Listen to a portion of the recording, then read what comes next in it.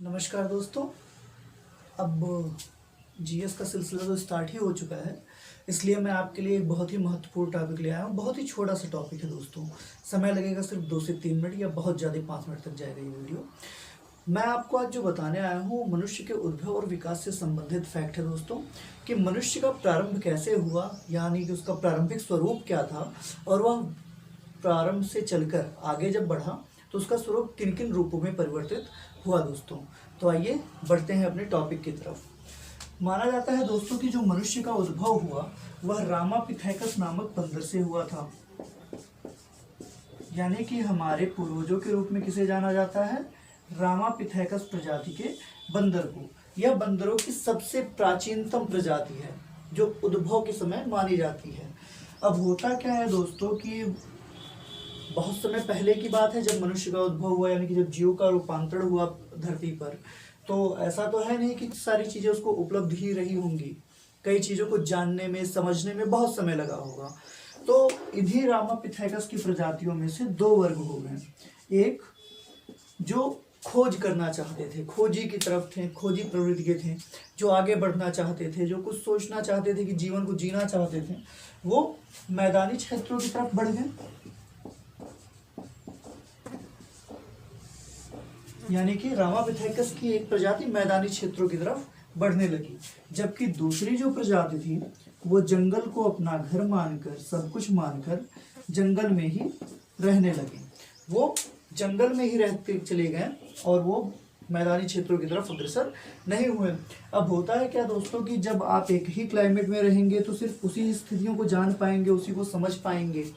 तो ये रामापिथेकस प्रजाति जंगलों में ही रह गए और जंगल के नियमों के आधार पर जंगल के माहौल में पूरी तरह से ढल गए। लेकिन जो बंदर मैदानी क्षेत्रों की तरफ अग्रसर हुए वो धीरे धीरे रूपांतरित होने लगे, इनकी जिज्ञासाएं बढ़ने लगी, जिज्ञासाएं बढ़ी तो आविष्कार बढ़ने लगे, खोज बढ़ने लगी और चीज़ें अलग होने लगी। अब होता क्या है कि इस समय इंसान जमीन पर रेंगता था, जैसे सांप और अन्य जीव जो छोटे छोटे कीट होते हैं जमीन पर रेंगते हैं, उसी प्रकार से ये जमीनी जीव हुआ करते थे, रेंगने वाले हुआ करते थे। जब ये मैदानी क्षेत्रों की तरफ बढ़ते हैं तो इनकी पहली प्रजाति जो रूपांतरित होती है वो घुटनों पे चलने वाली प्रजाति होती है, जिसको हम ऑस्ट्रेलोपिथेकस के नाम से जानते हैं। ऑस्ट्रेलोपिथेकस यह वानरों का सबसे प्रथम रूपांतरण था। रामापिथेकस बंदरों का सर्वप्रथम रूपांतरण हुआ था ऑस्ट्रेलोपिथेकस के रूप में। प्रभाव क्या हुआ था, मतलब जो प्रभावित हुआ था वो हुआ था, ये रेंग कर चलते थे, ये घुटने के बल चलते थे, घुटने पर चलते थे। जैसे छोटे बच्चे बकरियां होकर चलते हैं उसी प्रकार ये घुटनों के बल चला करते थे।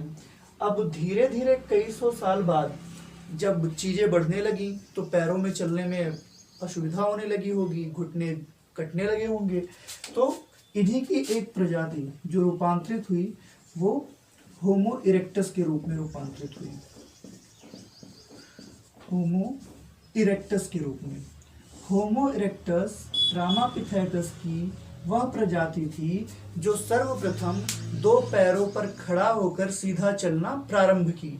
ऑस्ट्रेलोपिथेकस घुटनों के बल चलने वाले थे और होमो इरेक्टस जो थे यह प्रथम मानव थे जो दोनों पैरों पे सीधे खड़े होकर चलना प्रारंभ करते हैं। दोस्तों चीजें क्लियर हो गई होंगी। आइए, अब होता क्या है कि सिर्फ पैर के बल चलने से तो काम चलेगा नहीं, क्योंकि पेट को भरने के लिए कई काम तो करना पड़ेगा। तो जरूरतों के आधार पे जो सबसे बड़ा परिवर्तन हुआ वो अगले रूप में हुआ और निएंडरथल मानव के रूप में हुआ। होमो इरेक्टस के बाद जो अगली प्रजाति रूपांतरित हुई वो निएंडरथल मानव के रूप में रूपांतरित हुई। निएंडरथल मानव वही मानव हैं जिन्होंने सर्वप्रथम हथियार बनाने का प्रारंभ किया। हथियार निर्माताओं के रूप में सर्वप्रथम निएंडरथल मानव को जाना जाता है।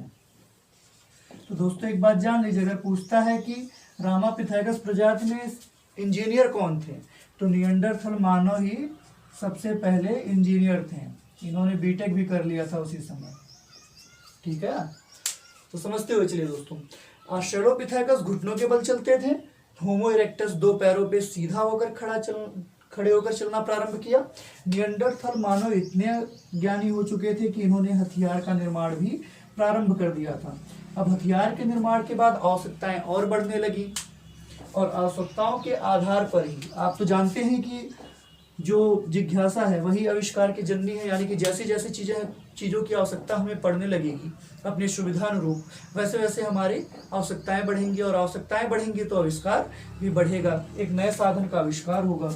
तो अब जब हथियार बनने का प्रोसेस प्रारंभ हो चुका था तो हथियार बनने के बाद अन्य चीज़ों के निर्माण की आवश्यकता पड़ी और जो निएंडरथल मानव के बाद अगला रूपांतरण हुआ वह हुआ होमो सैपियंस के रूप में। होमो सैपियंस ही आधुनिक मानव के नाम से जाना जाता है, ये आप सभी को पता होगा। यानी कि इन 4 वर्गों में रामापिथेकस की प्रजाति बटी। अगर पूछा जाए कि मनुष्य का जो वास्तविक प्रजाति था, यानी कि जो प्रारंभिक प्रजाति था, वह कौन था, तो रामापिथेकस था। रामापिथेकस के बाद घुटनों के बल चलने वाली जो पहली प्रजाति आई वो ऑस्ट्रेलोपिथेकस थी। इनमें सुधार हुआ तो इनका रूपांतरण हुआ और ये होमो इरेक्टस के रूप में तब्दील हो गए।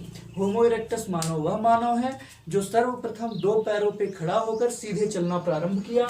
उसके बाद जब जिज्ञासाएं और बढ़ी तो मनुष्य का रूपांतरण निएंडरथल मानव के रूप में हुआ और यह मानव हथियार निर्माता के रूप में जाना जाता है। और जब हथियार का निर्माण हो गया तो आवश्यकताएं और बढ़ी और यही प्रणाली आगे बढ़ी तो अगला जो मानव आया वो होमो सैपियंस यानी कि आधुनिक मानव आया। आधुनिक मानव के पास ही एक विकसित ब्रेन है, यानी कि वह अपने दिमाग को जैसे चाहे विस्तारित कर सकता है दोस्तों। तो आधुनिक मानव के स्वरूप को भी याद रखिएगा, इसके पहले स्वरूप को भी याद रखिएगा। ये कभी कभी एग्जामिनेशंस में पूछे जाने वाले प्रश्न हैं, कभी कभी हो सकता है माइंड सेट हो जाए किसी एग्जामिनर का तो वो क्वेश्चंस पुट कर दे। तो इन सब चीज़ों को भी जानते रहिएगा दोस्तों। वीडियो अगर अच्छी लगी हो तो लाइक करें, शेयर करें और हमारे चैनल से अधिक लोगों को जोड़ें। धन्यवाद।